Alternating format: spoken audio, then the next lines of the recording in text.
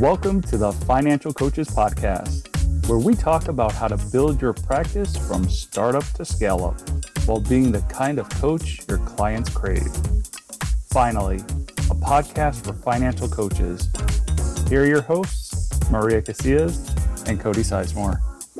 Hello and welcome back to the Financial Coaches Podcast. My name is Cody Sizemore and I am joined by my lovely co-host Maria Casillas. Maria, how you doing? I'm doing really well today. Thank you for asking. How about yourself? Awesome. So today is going to be a pretty exciting episode for a few reasons. First and foremost, I don't know if you know this or not, Maria, but this is actually our 100th episode that we are recording right here, right now. So let's give it up. Yes, I've been keeping an eye on it. A lot of fun. Great milestone. It's been a great journey these last 100 episodes, and we appreciate you guys checking in every week. There's some of you that we call every weekers. So thank you guys for doing that, and just being a part of the community, and being here, learning, making an impact, all that kind of stuff. So we're excited to celebrate with you guys today in those regards.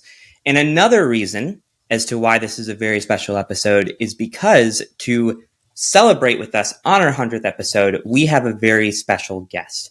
And that special guest is a New York Times best-selling author and financial coaching extraordinaire, Mr. Coach Chris Hogan. Chris, how you doing, man? I'm doing well, my friend, and it's a pleasure to be with you all. And congratulations. I'm honored to be with you on your 100th recording. Thank you. Thank you. Yeah, it means a lot that you're here today. And, we really appreciate it. We know that you're a busy man. You got a lot going on. So for you to take some time to carve out of your schedule to meet with us today, man, it means the world to us. And I know that it means a lot to our listeners too. So, well, thank you. I'm honored. Thank you. Mm-hmm. Awesome. So Chris, why don't you, tell the listeners a little bit about yourself? I'm sure there's probably a lot of people who are like, what, Chris Hogan? There's probably some other people that are like, who is that guy? So why don't you tell us a little bit about how you got started and also, what you're kind of doing now? Absolutely. Well, I'm a former banker. So started off in the banking world and really got a chance. Actually started off in consumer finance, which is a little bit lower than banking. But then moved on up to the banking world. And from there, once I got my master's degree and moved into the banking side of things, later moved on into the mortgage side and the investing side, and really found that I love people. And being a former athlete, former football player, wrestler, and all of that, I understand the value of coaching. And so, coaches make an impact on people's lives. And so for me, being able to take that financial background and kind of merge it with coaching, it really opened my eyes to the impact that we can have on other people in their lives. And so moving along in the financial world, spent 15 years with Ramsey Solutions on the radio and coaching people, training financial coaches, training leaders and business owners all across the country. And then in 2021, launched my own consulting and coaching business. People can find out more about that at coachhogan.com.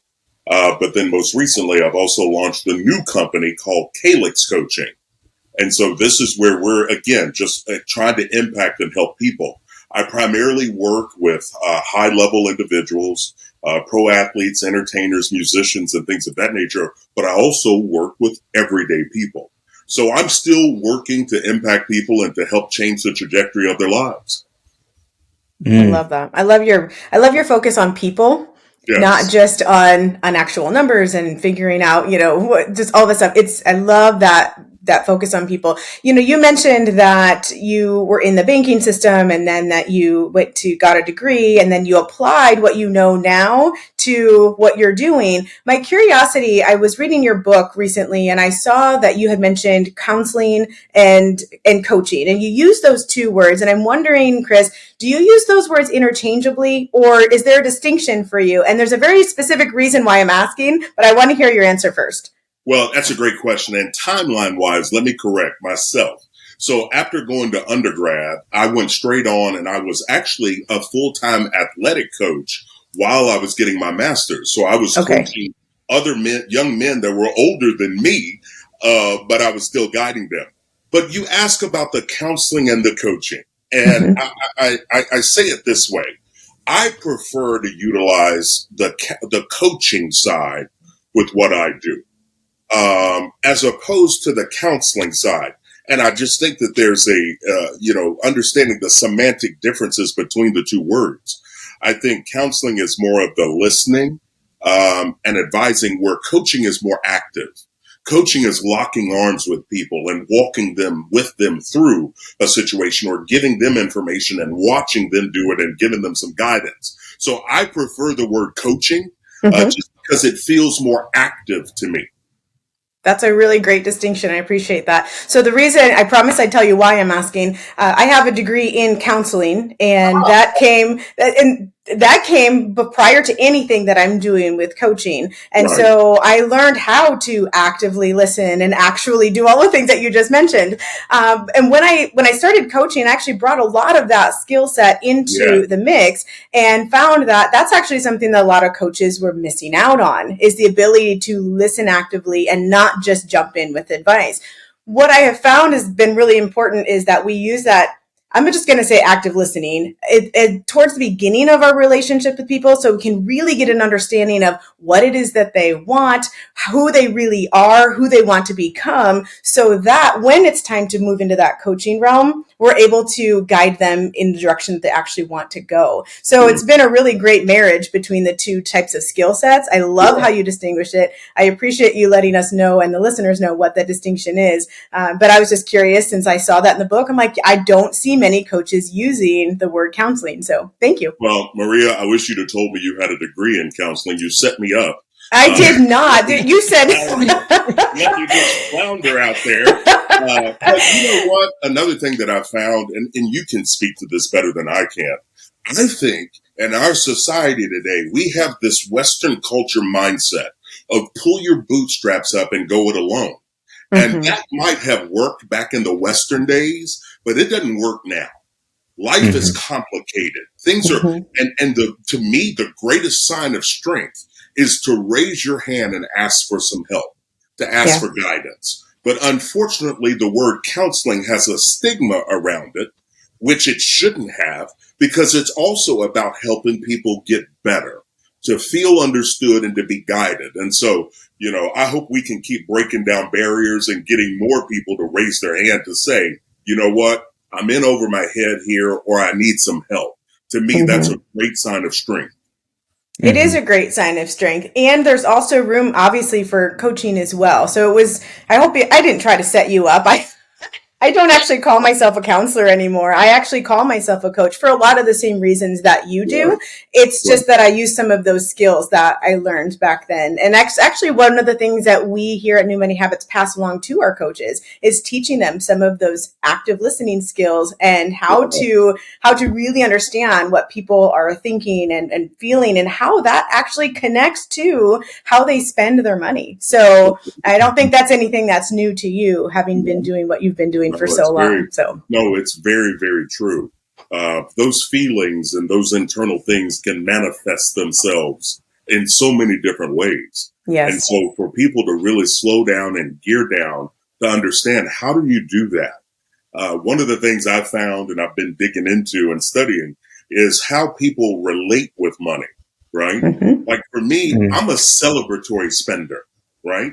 That means if something good happens, I like to celebrate and go do a little something, whether that's, taking my boys out to dinner or do something small. I'm celebratory, but I've also found that there are people who are sad spenders.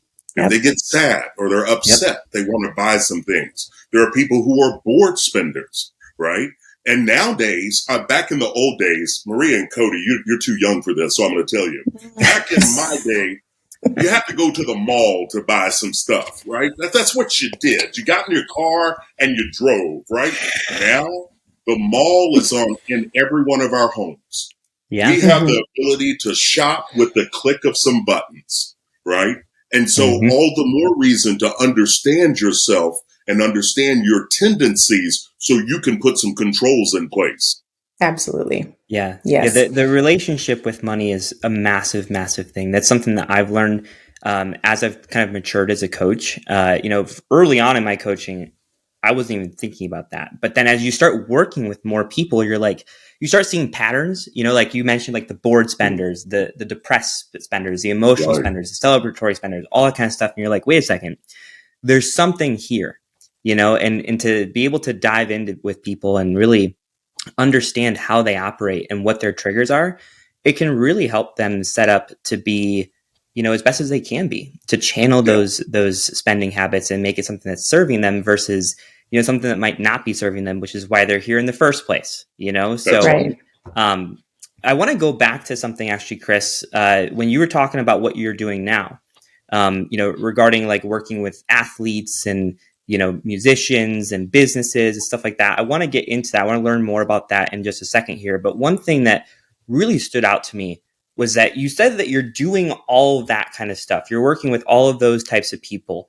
However, you're still working with the everyday person as well. Absolutely. And I think that that's really cool. And I want to dig into that first before we get into, those types of people and what you're doing now. Because I think that there's a lot of listeners on here that have, aspirations to start their coaching business, or maybe there's listeners who have their coaching business up and running and it's going fairly well. And they want to get to that level where they're working with those higher profile people. Right. But what I love about you is that you're like, hey, like, I'm still Sally and Joe's best friend next door. Yep. I can help them too. And I think that's really cool. So my question for you, Chris, is what calls you to continue to help those everyday people, even if you're working with some higher profile people or businesses as of right now? Well, it's a good question, Cody. And at the end of the day, we're all everyday people. We all have different skill sets. That high-end musician just has a talent to sing and to play the guitar. Two things I can't do, right?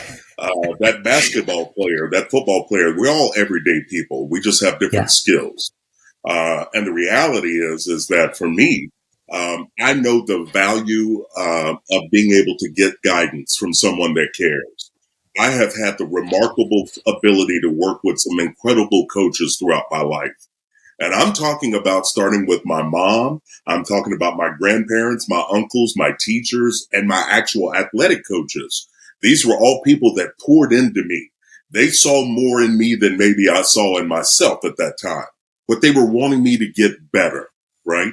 And so being the recipient of that, it's mind-boggling to see what I've been able to achieve along with the help of all of these people that poured into me. And so all I want to do is to be able to pass that forward. As a coach, my job is to help people see better for themselves and then do better, right? See better and do better. What I can't do is I can't do it for them and I can't make them do it. So I want to dig in and find out what it is they want and then point them in the direction of how to help them get there. Yeah, that makes a lot of sense, man. Thank you for sharing that. It's very clear. I mean, like we've been aware of you for a while. So like, I think that we kind of know, that your heart's in the right place with what you're doing and why you're doing it for people. But I think that's worth noting is that like, there's this thing about coaches in general, doesn't matter what kind of coach, but we all have huge hearts for people, and especially with money is a crazy thing. There's that old saying that money isn't everything, but man, I'm here to tell you that money isn't everything, but it sure does affect everything, and everything affects your money too. So if you can be a coach for that one thing that affects all other things and really be the people's coach, that is what I think is what creates a really successful, but also impactful financial coach. And I love that you just said that. It doesn't matter who you are. You're there and you matter, and we're here for you as well. I think that's awesome. No, you're absolutely right. And I want to say something, because those coaches out there that want to work with those higher profile people, I want those coaches to hear me. You have the skill set to be able to guide that individual. They may make more than you. They may make a whole lot more than you, But the bottom line is they're not good at dealing with it. Okay. So people can make it and not know how to save it, how to invest it, how to utilize it. And so I want you to gain the confidence in yourself that you can guide that individual. And that could be a pro athlete. It could be an entertainer, or it could be a doctor or an attorney. It doesn't matter. You have information that these people need. And it's a lot like us going to a doctor's office. You know, when you go to a specialist or a doctor, they're going to do the height, weight, look in your ear and do all this stuff because they're trying to get the information to find out what's going well and what's not. And if we as coaches can have that same kind of spirit and hold ourselves to that level of professionalism with how we relate with and deal with clients, you will set the table to be able to impart the information you have to that individual. Yeah. And going along with your doctor analogy, not only are they trying to gather the information, but they're looking for things that you are not yet aware of as the patient, right? So they'll ask you, how are you feeling about this and that? But they might also take stool samples. They might take blood samples. They're going to find out what is your body telling them that might be wrong that your mind yet doesn't know. And we as coaches need to be able to do the same thing. We need to be able to take a peek in, be that third set of eyes for them to say, okay, I'm seeing this, and this happening right now. And it's something that's not that their budget or their finances or their results or lack thereof are telling us as professionals that they're just not aware of because they don't feel it yet. It doesn't mean they won't be later, but it just doesn't hurt enough yet for them to go, right? That is absolutely right. And it's so important to be able to have that conversation. And as you mentioned earlier, the active listening. As a coach, I can tell you all, there have been so many times that I've been listening so close to what people are saying, I'm able to hear what they're not saying. Yes. Right? Amen. And let me say that again, because it sounds weird, but when you're listening so close to what people are saying, you can hear what they're not saying. And oftentimes those will point to some pain points. And so it's really good to be a professional question asker, to be able to connect with people and to really talk with them. And really understand what it is they want, but also why they want it, right? Finding out that why is the linchpin to getting them to help get on the right path. Yeah. And one of the things that Cody and I talk about extensively on this show is figuring out that why. But I want to say that a lot of times I think that why we start on a very surface level with that. We say, well, I'm doing it because, I want to make an impact or I want to make extra money or whatever those platitudes are that are out there. And one of the things that I've discovered is that it actually took me a long time to figure out why it is that I do the things in my life in general. And when I was able to do that, though, it added a sense of purpose to all of the things that I do, not just why do I want my coaching business to take off or why do I want, my finances to look a certain way. And so we talk a lot about how we want to peel back those layers and not just sit on those platitudes, but really get to the heart. And for a lot of people that's really difficult because it becomes vulnerable. They start to realize one of two things. Either they are getting to that vulnerable spot and they're not comfortable sharing it, or they've never gone that deep before and they're not comfortable doing that for themselves. So it is very interesting, I think, just exercise for people to go through and try to figure out what that is for them. Yeah. I actually did that exercise today with the client. Yeah. And, I was like, why do you want to pay off this debt and, have money in the bank and start investing, and the first thing he said was, I just don't want to have to worry about money. And I was like, okay, let's keep going. Let's see what's actually behind that. And by the end of it, he basically expanded on this huge story about how he grew up and how they were poor and they got taken advantage of a lot. And, all of that experience really rooted back to, he just had some insecurities about his own self-worth, right? Mm-hmm. And really his why for wanting to do these things with his money is that he wanted to feel confident. He wanted to feel confident in himself and to grow into that best version of him so that he can actually go back and give back to the people that he loves most, that lifted him up when he needed it most, when he was growing up. And something like that is way more powerful than, I just don't want to worry about money. That's right. You know what I mean? That's exactly right. No, you're right. And helping him to find that, as emotional as that can be at times. But that finding that deep rooted why is the motivation that can help people get over some humps, or to be okay being uncomfortable for just a little while, right? Because you know what's on the other side. So that's really important. Mm-hmm. Yeah. I agree. Yeah. And just a quick little side note, I may have missed something, but Maria, you were talking about the doctors, right? Yes. You had said something about stool samples. Am I missing something? Are we supposed to be taking stool samples? Well, you're not supposed to be taking stool samples, but doctors will. Okay. All right. Cool. I just wanted to make sure. I was like, maybe I've been doing this wrong the whole time. Nope. I mean, this can be a dirty job sometimes, but not quite that dirty. It can be. Okay, cool. Yeah, I would love to know if I can just switch directions just a little bit, and this is not to go into a negative direction. Actually, it's a very empowering direction, I think, for a lot of our listeners. But Chris, you've been doing this for a lot longer than Cody and I combined, and I will say I'm probably older than you think, because I too had to go to the mall more often than you would imagine.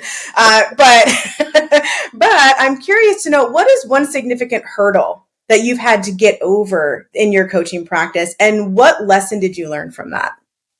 Boy, oh boy.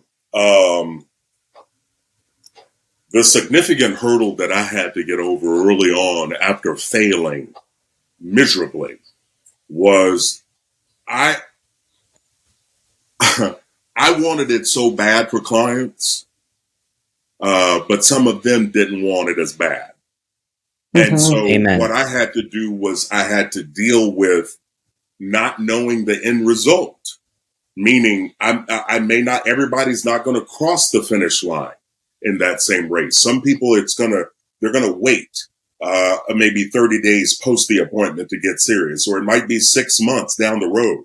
I don't have control over the results. All I have control over is the information. Yeah. And that was probably the biggest thing for me to wrestle with. And then I understood where, for me, my coaching became almost like a tennis match. I grew up across the street from a tennis court, so I've been playing tennis a long time. And so, but as a coach, I can hit the ball over in their court, but they have to hit it back. And so there are some things that they have to do. And so what I was able to do was to realize that and get over the hump. And it was actually able to help me help people to see the importance so they could take steps sooner. But yeah, not having control over the results was something I really wrestled with early on. Yeah. And I'll even tack something onto that. I think a lot of our coaches tend to not just feel like they could have control over it, but then they take responsibility for it when something goes wrong. Right? Yep. And that is a big, big no-no, because your client has to keep the weight of the situation and the opportunity on them. As a coach, your job is to deliver the information and to guide them on the know-how. But at the end of the day, they have to play the game at their speed. And that's a hard lesson. But, we all as coaches have gone over and above and beyond with a client, and that client, never did what they needed to do. We chalk that up as a learning lesson and understand. And so I set the tone early with people when I coach them. I let them know, number one, I'm not babysitting. Number two, I can't do it for you. And number three, I can't want it more than you have to want it for yourself. And so being able to set the table helps people to understand that, this guy is going to give me information and hold me accountable to get me to where I said I wanted to go. On the flip side of that, I also make sure that my clients know I'm not taking credit for all of your wins. That's right. Right. So if we have to be able to play it both ways. That's so true. Yep. That's so true. But wrestling with those two things will keep you centered as a coach and allow you to keep the focus where it needs to be, and the guidance where it ought to be. And that will help you become a very, very successful coach. I agree. Yeah. Chris, I 100% feel you with everything that you just said. When I first started my coaching practice, I was a newer coach, and I didn't have all my systems and know-how all dialed in. I was kind of figuring out as I was going. But I knew that I had a certain skill set. I knew that I had knowledge, and I knew that I wanted to share it with people. And, there's a handful of those earlier on clients that kind of were in that same boat, to where I really wanted it more than they did. Especially being a new coach, like you're so hungry for that kind of thing, and you want it so bad. And it got to a point to where I think I was like 2 or 3 months into coaching, and not all of the clients that I had, I had like maybe a handful, like maybe 4 or 5, but probably like half of them were not, quote unquote, getting the results, as I would say, in that moment. Right. And I really questioned if I was even a good coach. A lot of self-doubt started to set in, and I'm really, really glad that I kept going and that I didn't just throw in the towel and just say, maybe I'm not as good as I thought I'd be or anything like that. But that was a lesson that I learned very early on. And I do the same thing that you do now with my clients. I tell them all the time, I'm like, listen, when we first start coaching, I want you to understand something. You're going to learn a lot. You're going to have a lot of new tools. We're going to have a lot of deeper conversations. But at the end of the day, this always has been, and always will be a you versus you kind of battle. No one is going to be your savior. No one's going to lift you up. It has to be on you. And, it's the same thing. Like if you're going to slide down, that's on you as well. Yeah. So I think it's really, really important to set that tone with your clients, and to make sure that they understand, like, that is the expectation, that we're not saviors. We're there to guide you, they're Luke Skywalker. We are Yoda, so. No, you're right. You're right. The job as a coach is to guide, and be able to help them, not judge, but really guide. And me coming from the athletic world, I've had some hardcore coaches. But what I'm able to do now is I'm able to understand the client well enough to understand how to approach them to get the most out of them, right? And especially when you're dealing with husbands and wives, or you're dealing with, a business, if you're walking through with people. But, you're right. It is a matter of guiding them and helping them get to where they said they wanted to go. Yeah. Yeah. So, Chris, I actually have another question. I was thinking about this when we were speaking earlier, and I think that the listeners would really, really benefit from this. We have a lot of different types of coaches that listen to the show. Like I said earlier, like there's people who are just getting started. There's people who have been doing it and they're looking to grow their business and their practice. So I'm curious, with those two different types of coaches, with where they're at on their journey, what's like 1 or 2 nuggets of advice or, wisdom that you can bestow upon these people about coaching? What's that one thing that you're like, hey, like, for these new coaches, just know this. If you know this, you'll be good. And for those coaches that are a little bit more established and they're looking to grow, just know that, right? Do you have anything to share with that? Well, I would say for the new coaches that are looking to start out, I would tell them, don't try to teach someone everything that you know. It's not about you. It's about the client. And too often times, people will try to dive in and fix the budget and all that, and you're moving too fast. So take the time to really connect with people. Take the time to ask them, become skillful with your questions, especially open-ended questions where you can get to know the client. Because the more that they trust you, the more they can open up and share with you. But don't teach them everything. And I'm saying this not from a judgmental way, because I was the village idiot who tried to do this, who went over by 45 minutes of my first appointment because I was trying to share with them all that I knew in a 2-hour time frame, right? Well, just remember, it's not about you, it's about the client. So that's what I would tell new coaches. For existing coaches that are looking to expand their business, what I would say is really understand your market and understand the need for what type of coaching is available. Meaning, you have an opportunity. There are so many options out there for coaching, whether you're dealing with family offices, whether you're dealing with a family, a generational business, whether you're dealing with, you have so many options out there. So I would tell those existing coaches, understand your market and the opportunity to diversify and grow your business. But at the same time, stop being shy about what you can do. Stop being shy about how you can help people. Be bold. Be out there and let people know the results that are possible. Never, ever, ever allow critics' math to get in the way of your progress. And what I mean by that is, I remember my first book, Retire Inspired. I released that in 2016. And I had 4,000 5-star reviews on Amazon, right? But there was one no star or 1 star. The guy said that it was the worst book on retirement he'd ever read, blah, blah, blah, all this negative stuff. Now, there were 4,000 5+ star reviews. So what did I focus on? Did I focus on the 4,000 or did I focus on the 1?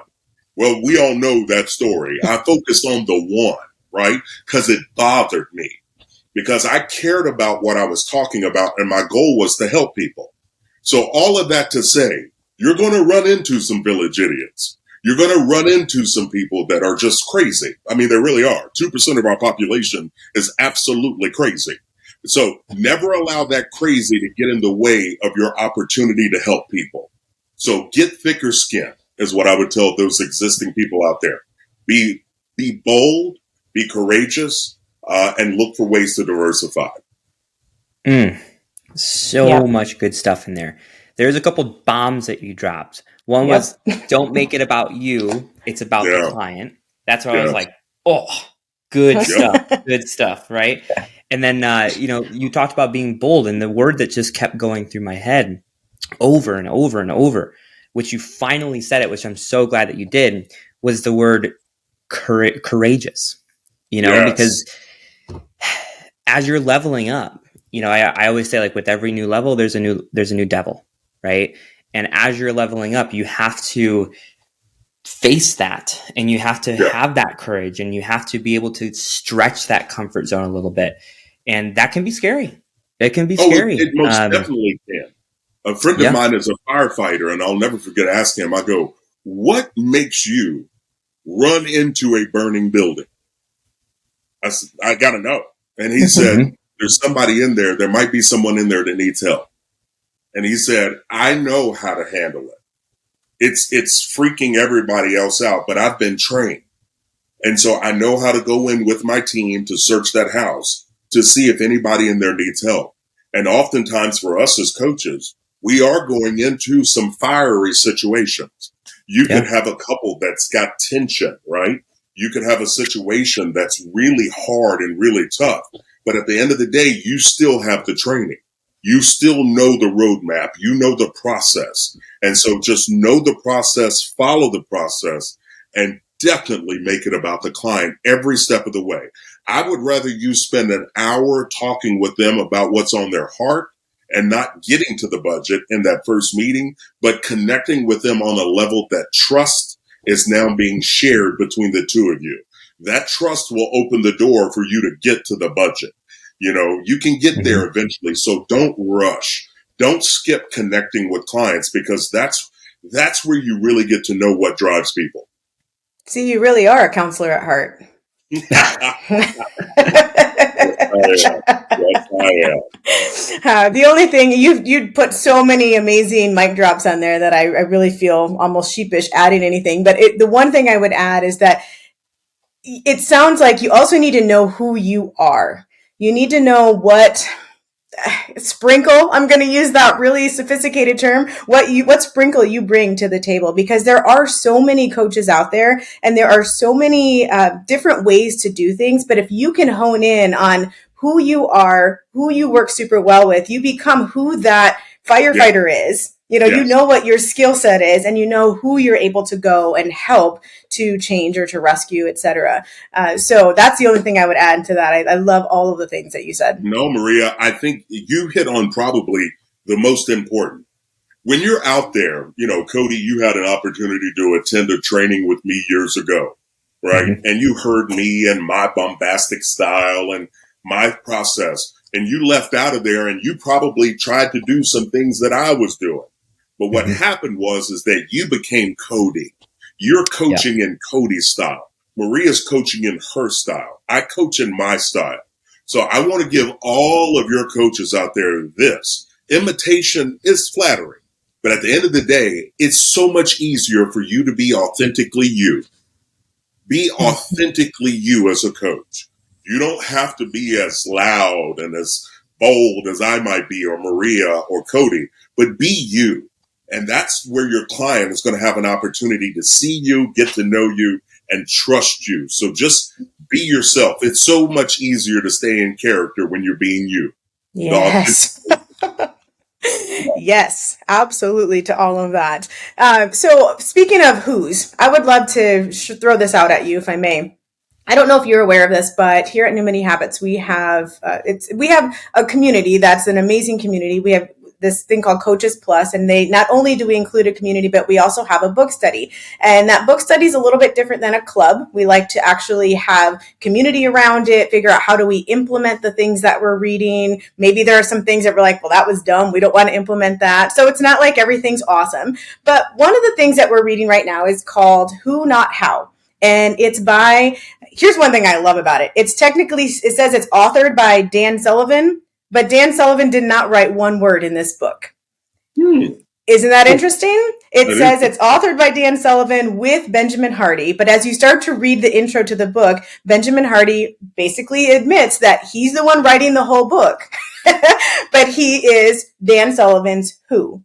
So the premise of this book, Chris, is that we as entrepreneurs oftentimes will try to figure out, how do we get to this next step? What process do we need to do for this next thing? What job do we need to go to get to make extra money? And what they're saying is, you know what? If we stop asking the question how and start asking the question who do we know that can help us in this area? Who do we know that already does these things? And when we actually start to take a step back, we realize that we all have a bunch of who's in our lives. Yes. The mailman brings us the mail. And if we didn't have the mail carrier bringing that mail to us, we wouldn't have the mail. So it can be something as simple as that, or it can be as incredible as, I have this mom who was the who in my life, who taught me all of these things, et cetera, et cetera. I'm curious, and I'm sure that now our audience really wants to know, who are some who's in your life right now? Oh, wow. There are so many. I have been blessed and fortunate to be connected with some incredible people throughout my life. And, some of them are now gone. They're no longer with me. But I'll start first and foremost with some family, people who were amazing. Who took the time to really help me understand the heart. And I say that, my grandmother was an amazing woman. Her home was always open to friends coming over. I thought they were just coming over to hang out. It turns out she was a counselor and a coach. She was helping people in life, and guiding. My uncles were always bringing friends home from college to come stay at the house, and she would always make space. So I learned hospitality from her. I learned the importance of being kind and guiding people, which is amazing. And so you're right. Those people that are around you, and so many professionals, from John Maxwell, Henry Cloud, Simon Sinek, some people I've had a chance to really spend time with and really get to know, who are incredible in their own right. But it's amazing to see. But you're right. It is about who. It is about nurturing those relationships and having the ability to be able to reach out. And I think the best way to grow that is to become that. Let me say it again. The best way to grow that is to become that. Meaning, right now where you are in your circle, in your little network, look for ways to connect people. Look for ways to be able to guide people to others. And it's an amazing feeling. Just in the last 3 months, I've connected 4 people who have started businesses that are probably valuations over $10 million each, right? Just helping people. I didn't require anything in that. I just made a connection and got out of the way. And so we've got an incredible opportunity, but we've got to learn how to network intentionally. We've got to learn. I'll go on a quick diatribe here. I say that there are 4 types of people we need to have in our lives. We all need coaches, and those coaches could be a financial coach. It could be a spiritual coach. It could be a counselor. These are people that can guide you. So we all need coaches, but you also need mentors. You need people that can guide you, people who've been through some stuff, right? They've got some battle wounds and scars, and they've survived and they've overcome. Those are important. You also need some cheerleaders in your life. You need some people that love you, that believe in you, that want you to be successful unabashedly. And then finally, you need some friends. You need some people you can lean on, some people you can get real with and talk about the things that are on your head or in your heart, your dreams, your goals, your frustrations, and your irritations. And so those 4 people, again, you need coaches, you need mentors, you need cheerleaders, and you need friends. And I'll go a step further and say, not only do you need those 4 in your life, you need to be one of those 4 in the lives of others. Amen. And I'm really glad you brought it back full circle, because I know you said that you've not read the book, right? It didn't sound like you had read. Okay. So the part that I didn't share yet, and it's almost as if I gave you that tennis and that ball, you hit it right back, that we need to be the who's for people as well. That's a part of the book I haven't shared with you yet. So way to just jump right in there and do that. Yeah, you're absolutely correct. We are who's for other people as well. And I really appreciate that you're willing to make those connections, like you said, and then just walk away. The other thing I think is really impactful that you mentioned, Chris, is that you used the past tense a lot. Like when you're talking about your great grandmother or your grandmother, excuse me. I don't know if she's still with us. Okay. So I appreciate that you're recognizing that who's come and go in our lives, but the impact that they make never really does go away. That's right. So, and that's the same thing with us. We oftentimes are who's for people. Sometimes we don't even realize that we are that. And the impact that we're making, we might not be aware of that at the moment. We may never find out about that, but that ripple effect still took place. So continue to do what you know is right in the lives of people who you surround. No, I completely agree. And especially in this coaching realm, Paul Harvey had an amazing voice. He was back in the day, a radio person and just he had an incredible, powerful voice. Makes me sound like Michael Jackson, I think. But hard to believe. He would say, he always had this thing called, and now the rest of the story, right? Mm-hmm. And he would be able to give the conclusion. Well, as coaches, guess what? We don't get the conclusion. We may not get the chance to see that finished product. And it's a lot like cooking a dinner and never getting a chance to eat it. You don't ever get to experience that, but you do get to experience the joy of cooking, right? And just like we get to experience the joy of coaching. So don't get caught up in the end result. Get caught up in right here, right now, giving people information and giving them connection they've never had. So many people feel when they're talking about their finances that they're going to be judged. So many people are ashamed. They've got guilt, they've got cynicism, and they've got shame over what they have or haven't done with the money. So what we have to do as coaches is to break down that barrier. So people understand when you come see us, you're not coming in to get judged. You're coming in to get helped. You're coming in to get some guidance, right? And so coaches need to understand that there's some trepidation on the side of others because no one wants the light shined on their mistake. No one wants that to happen. And too often times they feel like it's going to happen.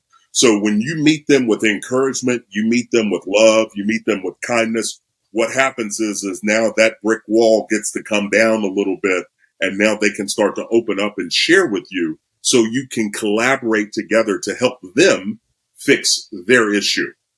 Mm-hmm. That's super, super important. I can't tell you how many times, Chris, that I've had someone tell me that when they, when they step into a conversation with me, they always say like, I was really nervous about today because I didn't want to get yelled at or have someone tell me all the things I was doing wrong or stuff like that. A lot of people feel that way, and especially with this area, just because it's like a taboo subject, and it's very, very personal for a lot of people. Yeah. And, they don't want to feel like they're, being talked down on. So if you have that kind of approach to where it's like, hey, like you're there to help first and foremost, you're not there to break people down. You're there to lift people up. People really appreciate that. I've been told that several times from clients that I've worked with. We're like halfway through our coaching program or whatever. And, they'll just say like, hey man, like, I just want to say, like, I really appreciate you not just telling me all the things I did wrong.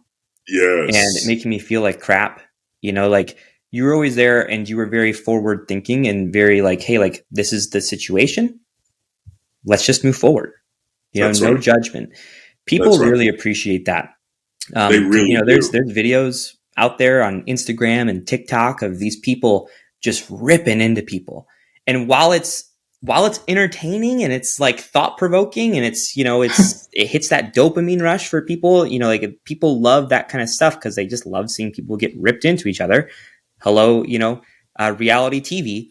But at the same time, it's really causing a damage to the financial coaching industry because it's setting that kind of preface, you know what I mean? And the good coaches out there, the ones who make a real impact, they're not doing any of that kind of stuff. They're there to help. They're there to, solve the problems, and they're there to guide, They So really are. Really, and I would really encourage your coaches to let the prospective client know that on the front end.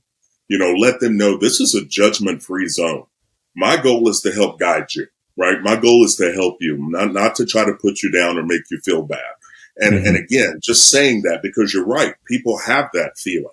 And they've probably dealt with, some judgment in other places. So they're hesitant, right? And so if they know where you're coming from and the heart you have with it, it can make all the difference in the world.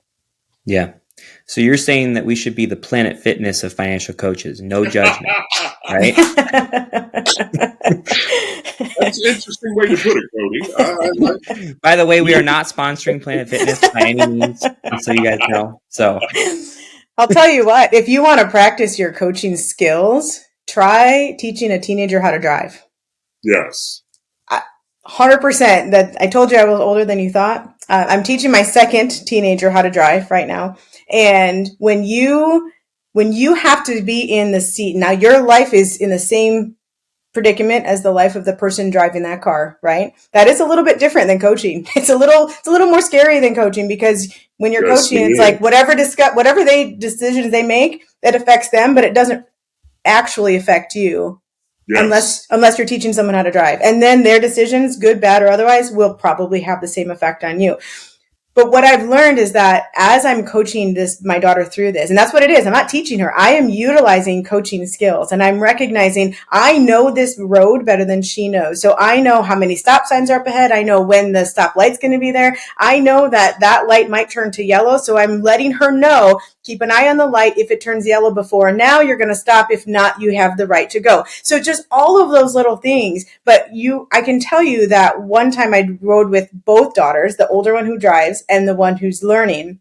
And the one was in the back and she thinks she's, big man on campus now.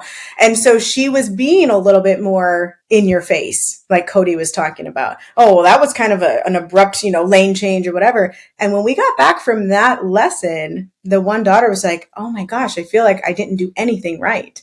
And it's just that reminder that, how we feed our clients, it's how they're going to feel. So if we stay on that, but it doesn't mean that we're validating everything that they do, because That's truth right. is truth, right? We need to be able to say what is true. But it changes how we approach people. Yes. And so yeah, if you haven't had the opportunity to do that, listeners, I encourage you. And if you need a teenager to borrow, I've got one. I got a few. But no, you're right. It is so important to make sure that you as the coach are in control of the tone of your session. Yes. And you do want to make sure that session ends on some positive, some encouragement. I'm going to let your coaches know this, and I want them to sit with it for a minute. And you might even want to rewind this and let this play again, because you need to hear it a lot. But the encouragement you give people in this area of finances, the praise that you give them might be the first time they've ever received it. They may not have been praised before as they deal with this. So find something to praise your client about. Find something to help them feel encouraged so they understand that you not only heard them, but you saw them for the first time. And they know that they have the ability with you to be able to lock arms and walk this path. But definitely speak words of encouragement, because it's needed in this day and time more than ever. Yeah. Chris, I don't think they're just going to rewind the last 2 minutes. I think that people are going to replay this episode over and over, because there were so many amazing pieces of info and insight and laughter that we were able to add to this. So I just want to say thank you so much for being willing to come on here with us today. Oh, absolutely. Thank you all. It's an honor. I'm excited for all the people out there that are starting in this coaching realm. You will have doubt in the back of your head about who are you to help. And I just want you to shove that doubt down. And you are that firefighter. You are that person that can guide people. Even if all you do is sit with them and get a chance to hear them out, right? You're doing more than anyone else has done for them. And so you've got an opportunity to reach out and really meet people right where they are and let them know it's going to be okay. That even in the midst of that tough situation, you're not done yet. Where you are right now is not the end. It's the start point of this new beginning. And so you've got an opportunity to impact so many lives. So please get out there. Please don't let doubt get in the way. Please don't let Satan whisper in your ear and tell you you're not worthy, because you are. Because I do know this, that there are people out there that are going to get help because of you coaches. There are people out there that are going to get some guidance, get some fresh air, and maybe get a new lease on life because they had a conversation with you. So please go big, be bold, be intentional, be goal-oriented as you get out there and let people know how you can help them. Awesome. Thank you. Where can people find you? Yes. Well, you can find me on the socials, all of those at Coach Hogan. You can go to coachhogan.com. I've got a website there as well. And then also have a new thing coming up called Calyx Coaching, where we're coaching all types of people, business owners, leaders, financial coaches as well. So you've got those two places, coachhogan.com and calyxcoaching.com. Now, we will make sure we put those in the show notes, but I'm curious, how do you spell Calyx? Calyx. Okay. What does it mean? It's the protective, the place, if you've looked at a flower, you've got the flower bud, but the protective covering of the flower. And that's the bottom, the base of it. And so that's what I see coaching as. It's a protective covering for us to be able to guide people right where they are and help them get on a new path. I knew there was something fancy in there. I really appreciate that background and the meaning behind it. Thank you. Yes. You guys, thank you so much. Please keep up the great work. Keep guiding your coaches. Keep giving them the information they need and the encouragement they need just to get out there, right? People are hurting nowadays. And we've all seen with what's going on with the economy and everything. You and I know, regardless of who's in the White House, it ain't got nothing to do what's going on in your house. You've got to have a plan for you. You need a spending plan. You need a debt reduction plan. You need an emergency saving plan, and you need a future savings plan. So you stay focused on what's going on in your house and get the right guidance and the right people in your corner, and we can all get through this. Absolutely, Amazing. Man, thank you so much again. We really appreciate it. This was a lot of fun. A lot of fun for me. I know it was a lot of fun for Maria. Hopefully it was a lot of fun for you too. And I know that our listeners appreciate it as well. So fantastic. Thank you all. No problem. Alrighty, guys. Well, thank you guys for listening today for our 100th episode. And thank you for giving Chris such a warm welcome as well. Hopefully we will see more of him in the future. Who knows? We don't know. Who knows? But whatever Chris has got going on, we always just wish him the best of luck and all of the success in the world, man. So thank you, my friend. Yep, no problem. Thank you, Chris. All right, guys. See you next week. Bye-bye. Thank you for listening to the Financial Coaches Podcast, brought to you by New Money Habits and Sizemore Financial Coaching. Submit your questions to our hosts by emailing podcast@newmoneyhabits.com. Be sure to subscribe to be notified of future episodes and join our growing group of like-minded coaches on Facebook. And until next time, happy coaching. Music provided by Summer School.